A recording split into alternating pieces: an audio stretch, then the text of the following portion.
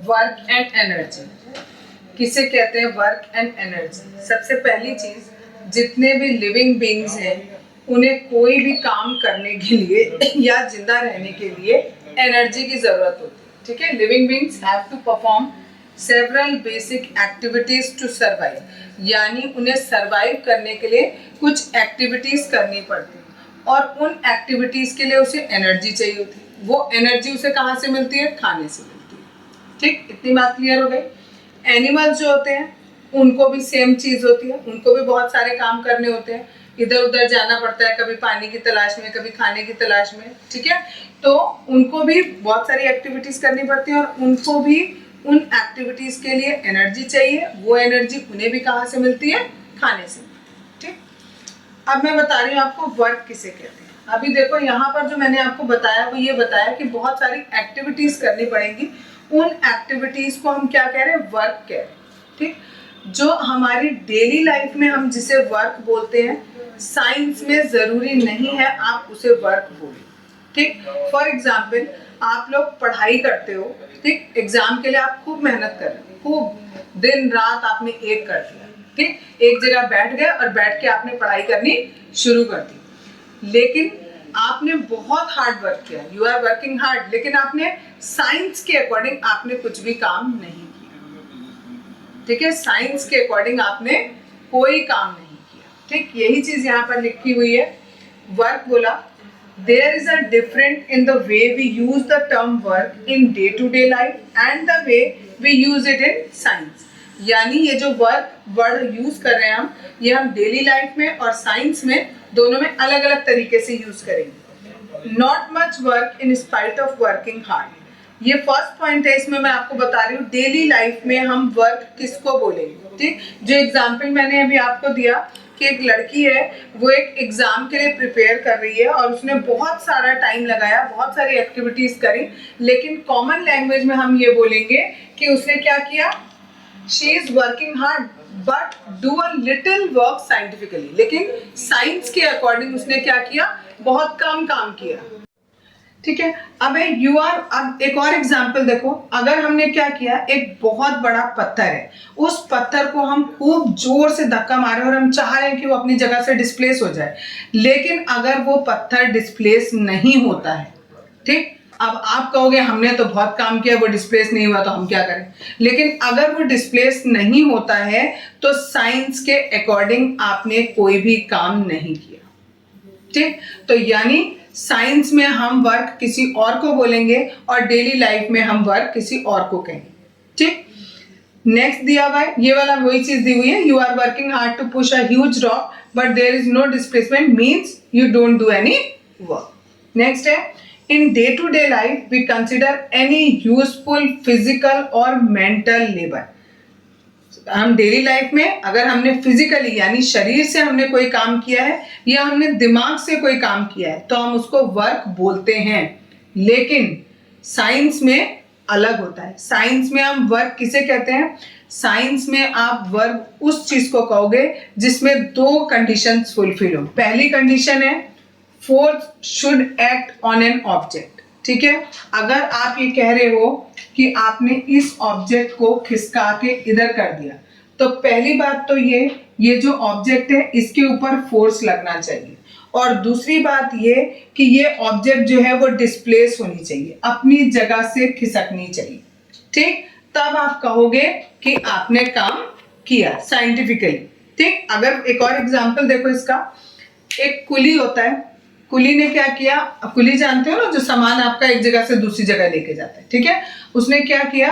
आपका सामान जहां आप खड़े हुए थे वहां से अपने सर पे रखा, दूसरे प्लेटफॉर्म तक गया और वहां जाके उसने सामान उतार दिया।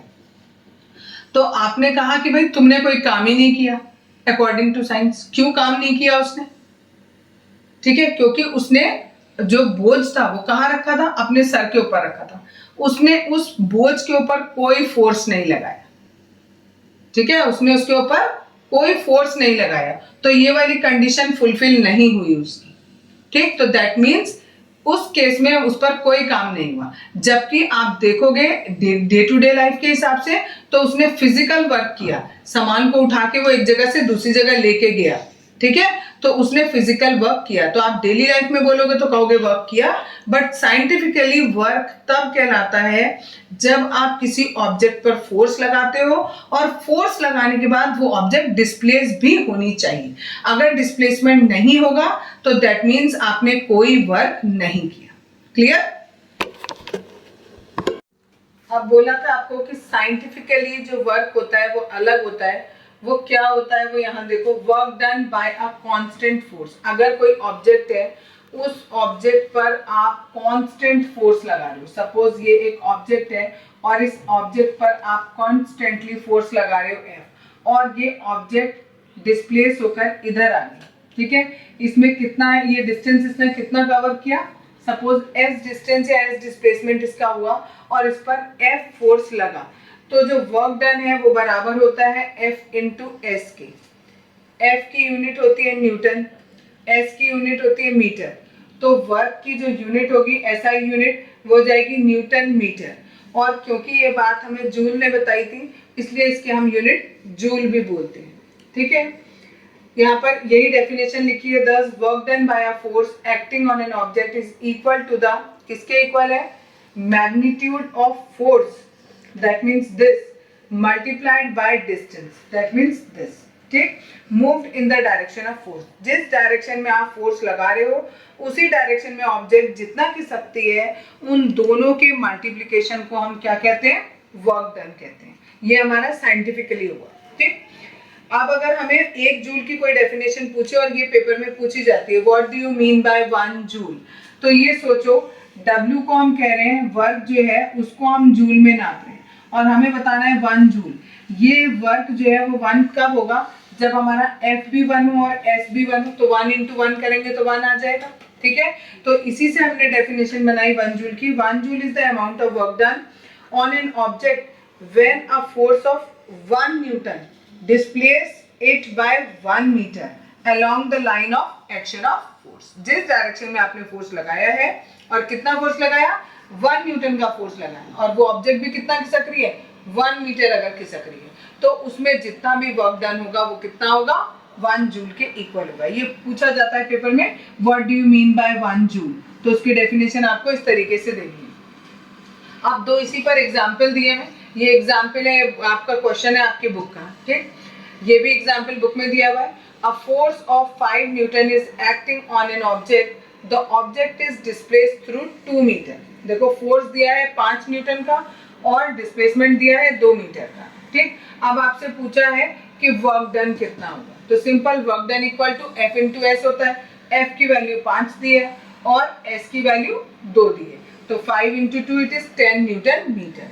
ठीक है, याद रखना है जो जूल होता है वो न्यूटन मीटर के बराबर होता है। अगर कोई और यूनिट दी है तो आपको उसे चेंज करना पड़ेगा। ठीक है, नेक्स्ट क्वेश्चन है, इसमें भी बिल्कुल सेम है।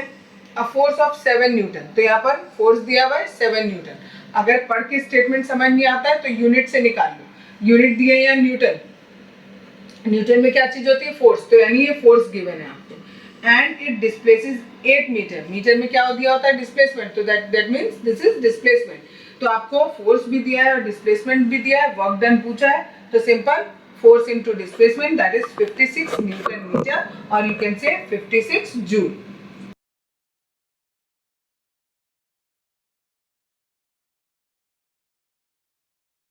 आज बताऊंगी एनर्जी। एनर्जी किसे कहते हैं, an object having a capacity of doing work is said to possess energy.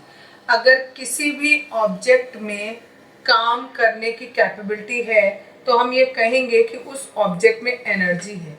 बिना एनर्जी के कोई भी ऑब्जेक्ट काम नहीं कर सकता। अगर मुझे ये मार्कर उठाना है तो इसको उठाने के लिए भी मुझे एनर्जी की ज़रूरत है, मुझे कुछ लिखना है तो उसके लिए भी एनर्जी की ज़रूरत है। तो जब तक आप बॉडी में एनर्जी नहीं होगी तब तक वो काम नहीं कर सकता है। ठीक, the object which does the work loses energy.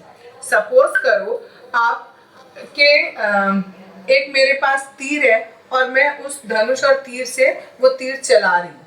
ठीक, तो क्या हुआ, एक object which does the work, जो काम करेगा, या उसकी बजाय भी मैं दूसरा एग्जांपल देती हूँ। चलो, एक ये ऑब्जेक्ट है, ठीक है, और एक ये कोई इंसान है। ठीक, ये इंसान इस ऑब्जेक्ट पर कुछ फोर्स लगा रहा है। The object which does the work, जो काम करेगा उसकी एनर्जी लूज होगी और जिस पर काम करेगा उसकी एनर्जी बढ़ जाएगी, यानी गेन हो जाएगी। सिंपल सी बात है, ठीक है, कि जो काम कर रहा है उसकी एनर्जी लूज होगी और जिस पर काम करेगा उसकी एनर्जी इंक्रीज हो जाएगी। ठीक है, आगे देखो, N object that possess energy can exert a force, जिसके पास एनर्जी होती है। अभी बताया था ये इंसान इस बॉक्स के ऊपर एक फोर्स लगा रहा है, ठीक है, तो इसके पास एनर्जी है, तो ये क्या लगा रहा है, इसके ऊपर फोर्स लगा रहा है। और फोर्स लगाने से क्या हो रहा है, हो सकता है कि ये जो दूसरी ऑब्जेक्ट है वो थोड़ी बहुत डिस्प्लेस हो जाए, वो डिस्प्लेस होकर यहाँ पर आ गई। ठीक है, an object that possess energy, जिसके पास एनर्जी है, कैन एक्सर्ट अ फोर्स, वो फोर्स लगा सकता है on another object. When this happen, जब ऐसा होता है, एनर्जी इज ट्रांसफर्ड, तो एनर्जी ट्रांसफर होती है कहाँ से, इधर से इधर।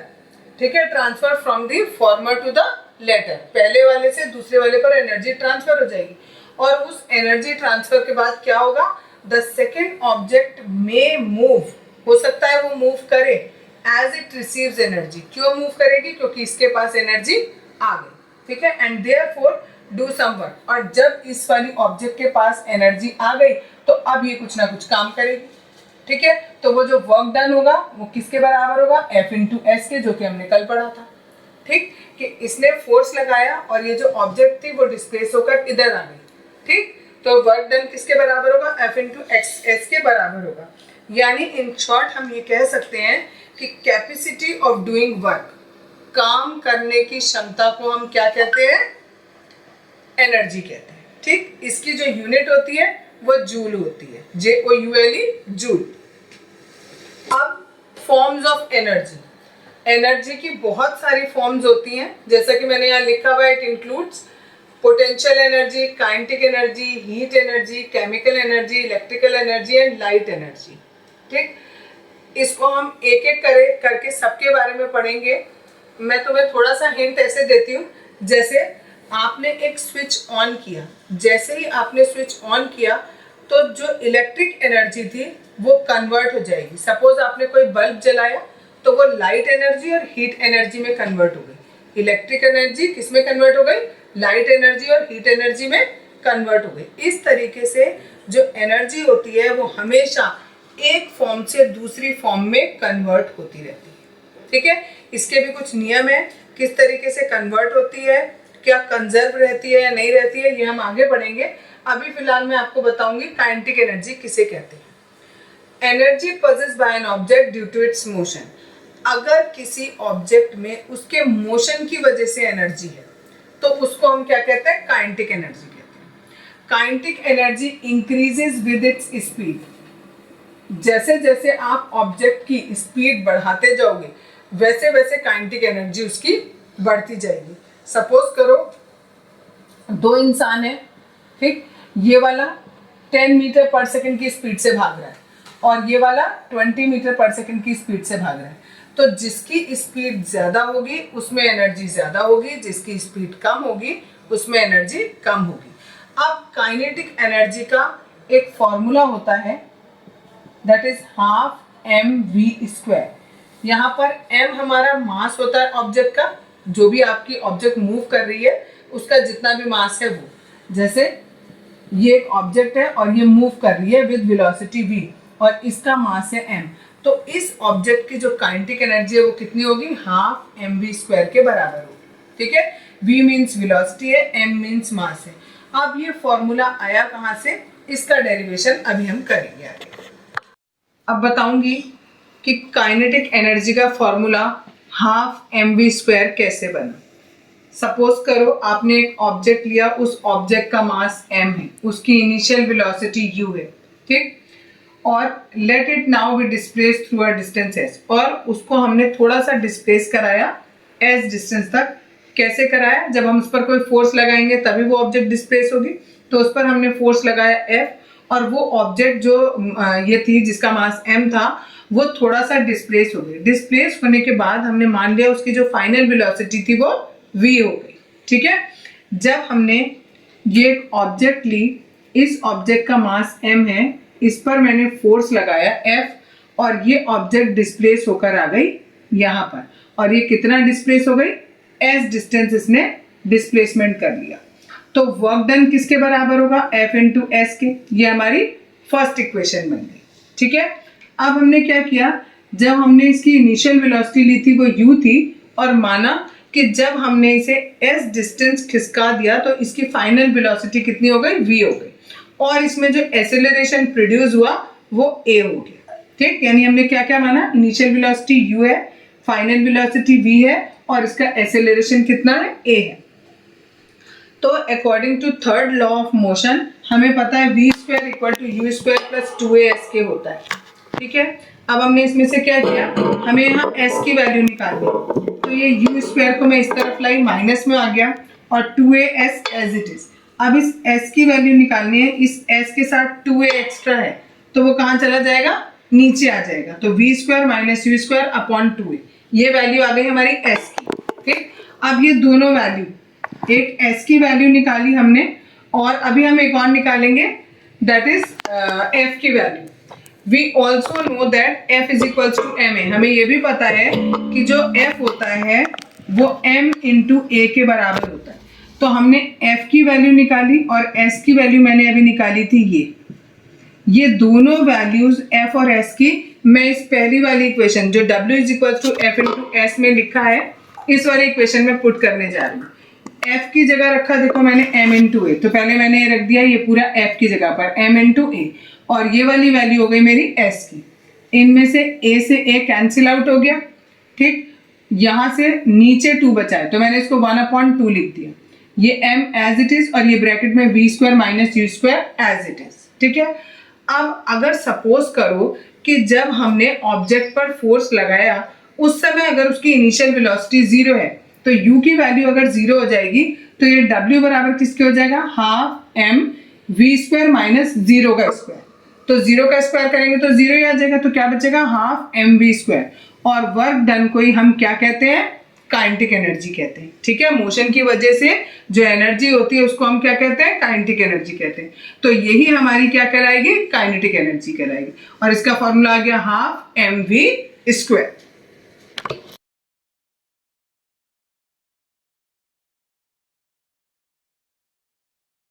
पोटेंशियल एनर्जी, कल बताया था काइनेटिक एनर्जी, आज पोटेंशियल एनर्जी किसे कहते हैं।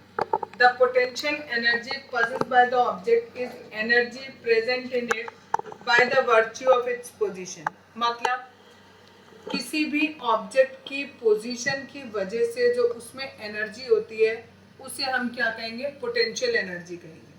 सपोज करो एक तीर कमान है और आपने तीर को उस धनुष पे लगाकर ऐसे खींच के रखा उसे, ठीक है, अभी छोड़ा नहीं है, केवल खींच के रखा, तो जो रुके हुए पोजीशन में उस समय पर उसमें जो भी एनर्जी होगी उसे हम क्या कहेंगे, उसकी पोटेंशियल एनर्जी कहेंगे। एक स्प्रिंग है आपके पास, उस स्प्रिंग को आपने ऐसे दबा दिया या आपने स्प्रिंग को ऐसे खींच दिया और खींच के वहीं रोक के रखा, तो उस समय जो उसकी पोजीशन की वजह से जो उसमें एनर्जी है उसे हम उसकी पोटेंशियल एनर्जी कहते हैं। Potential energy of an object at a height. अब मैं आपको बताने जा रही हूँ कि अगर कोई एक ऑब्जेक्ट है, इस ऑब्जेक्ट को जमीन से मैंने जितने डिस्टेंस पर रखा, सपोज h डिस्टेंस पे रखा, तो इस h डिस्टेंस पर इस ऑब्जेक्ट की पोटेंशियल एनर्जी क्या होगी। ठीक है, वो करने के लिए हमने माना कि ये जो ऑब्जेक्ट है इसका मास है small m, let it be raise through a height h from the ground. हमने ग्राउंड से इसे h डिस्टेंस ऊपर उठा लिया। The minimum force required to raise the object is equal to the weight of the object m into g। कह रहे इस object को हमें जमीन से यहाँ तक उठाने में कितना फोर्स लगाना पड़ेगा, जितना इस बॉडी का वेट होगा उतना हमें फोर्स लगाना पड़ेगा, यानी F हमें कितना लगाना पड़ेगा, m इंटू जी के बराबर लगाना पड़ेगा। ठीक, वर्क डन किसके बराबर होता है, F इंटू एस के होता है। F हमने रख दिया m इंटू जी, और कितना डिस्टेंस इसको चलाया हमने, h। ठीक है, तो ये वर्क डन किसके बराबर हो गया, mgh की, और यही वर्क डन इस ऑब्जेक्ट में किसके फॉर्म में स्टोर रहेगा, पोटेंशियल एनर्जी के फॉर्म में स्टोर रहेगा। यानी अगर आप किसी ऑब्जेक्ट को h ऊंचाई तक उठाते हो किसी भी जगह से, ठीक है, तो उसकी जो पोटेंशियल एनर्जी है वो कितनी हो जाएगी, mgh। ठीक, यहाँ पर मैंने आपको बताया कहाँ से उठाना है उसे, ग्राउंड से आपने उसको ऊपर उठाया और कितनी ऊंचाई तक उठाया, h ऊंचाई तक उठाया। ठीक, तो इसका जो पोटेंशियल एनर्जी हो जाएगी वो mgh के बराबर होगी। काइनेटिक एनर्जी का फॉर्मूला हमने पढ़ा था हाफ mv², ठीक है, और पोटेंशियल एनर्जी का फॉर्मूला होता है mgh। ठीक, m यहाँ पर मास है, v उसकी वेलोसिटी थी और h यहाँ पर हाइट है, जितनी हाइट पर वो ऑब्जेक्ट रखी हुई है। ठीक, नेक्स्ट है, इन्होंने बोला work done by gravity depends on the difference in vertical height of the initial and final position of the object and not on the path along which the object is move. मैंने अभी आपको बोला कि जमीन से आप किसी object को जितनी ऊंचाई उठाते हो, ठीक है, h ऊंचाई उठाया तो इसकी पोटेंशियल एनर्जी हो जाएगी mgh। अगर सपोज करो आप इस ऑब्जेक्ट को ऐसे सीधे सीधे ना उठाकर आप क्या करते हो, पहले थोड़ा सा ऊपर उठाया, फिर थोड़ा राइट ले गए, फिर ऊपर उठाया, फिर लेफ्ट ले गए, फिर ऊपर उठाया, यानी जो ये पोजीशन थी ये और ये पोजीशन सेम है और ये पोजीशन सेम है, लेकिन हमारा रास्ता अलग है। यहाँ पर हमने बिल्कुल सीधे सीधे ऊपर उठा दिया और यहाँ हम ऑब्जेक्ट को ऐसे लेके गए। सपोज ये ऑब्जेक्ट है हमारा, इसे ये यहाँ थी, यहाँ से मैं यहाँ उठा के ले गई, तो उठा के लेके जाने में जितनी एनर्जी लगी दैट इज पोटेंशियल एनर्जी। यहाँ से मैं पहले ऐसे ले गई, फिर ऐसे ले गई, फिर ऊपर, फिर इधर, फिर वापस में। तो वो कह रहे हैं ये जो पाथ है इस पर डिपेंड नहीं करेगा, केवल किस चीज पर डिपेंड करेगा कि कितना ये डिस्प्लेस हुई, इसके और इसके इनिशियल पोजीशन और फाइनल पोजीशन के बीच में जितना गैप है, ठीक है, वो जो हाइट है केवल वो मायने रखेगी किसमें, पोटेंशियल एनर्जी में। ठीक है, यानी अगर मैं इसमें पोटेंशियल एनर्जी निकालूं या इसमें निकालूं, दोनों में पोटेंशियल एनर्जी सेम आएगी। यहाँ भी हाइट h चेंज हुई है, यहाँ पर भी हाइट कितनी चेंज हुई है, h चेंज हुई है, तो यहाँ भी पोटेंशियल एनर्जी mgh और यहाँ भी पोटेंशियल एनर्जी mgh होगी, यानी ये पाथ पर डिपेंड नहीं करेगी। अब नेक्स्ट टॉपिक है are various energies form interconvertible, यानी जो आपको डिफरेंट फॉर्म बताई थी, कल मैंने शुरू में बताया था कि अलग अलग फॉर्म में एनर्जी मिलती है, केमिकल एनर्जी हो सकती है, potential energy, kinetic energy, heat energy, light energy. तो क्या ये सारी की सारी एनर्जीज आपस में इंटरकन्वर्टेबल हैं? तो yes they are. For example, अगर आप एक इलेक्ट्रिक स्विच को दबाते हो तो आपकी जो इलेक्ट्रिकल एनर्जी है वो लाइट एनर्जी और हीट एनर्जी में कन्वर्ट हो जाएगी। ठीक, अगर आप उससे फैन चला रहे हो तो आपकी हीट एनर्जी और विंड एनर्जी में चेंज हो जाएगी। यहाँ हमने बल्ब जलाया तो लाइट एनर्जी और हीट एनर्जी में चेंज हो गई। ठीक है, और भी एक चीज़ पढ़ेंगे कि जो ये फॉर्म्स होते हैं इसके एनर्जी के, और भी कई कई चीज़ों में चेंज हो सकते हैं, वो पढ़ेंगे हम कल।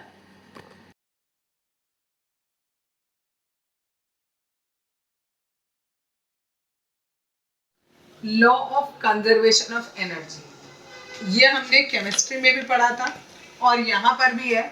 यहाँ पर क्या करें, जो हमने केमिस्ट्री में पढ़ा था वो तो केमिकल रिएक्शन में पढ़ा था। अब हम यहाँ किसकी बात कर रहे हैं कि अगर सपोज कोई एक ऑब्जेक्ट है और वो ऑब्जेक्ट मूव कर रही है, तो मूव करते हुए उसकी जो एनर्जी है वो कंजर्व रहती है, यानी जितनी होती है उतनी की उतनी ही रहती है। ठीक, हम यहाँ ये मानेंगे कि एक ऑब्जेक्ट है, उस ऑब्जेक्ट को हम फ्री फॉल करा रहे हैं, ठीक है, और यहाँ पर हमारी जमीन है, वो यहाँ ऊपर से नीचे आ रहे हैं। जब ये ऑब्जेक्ट फ्री फॉल करेगा तो इसकी इनिशियल वेलोसिटी कितनी होगी, 0 होगी।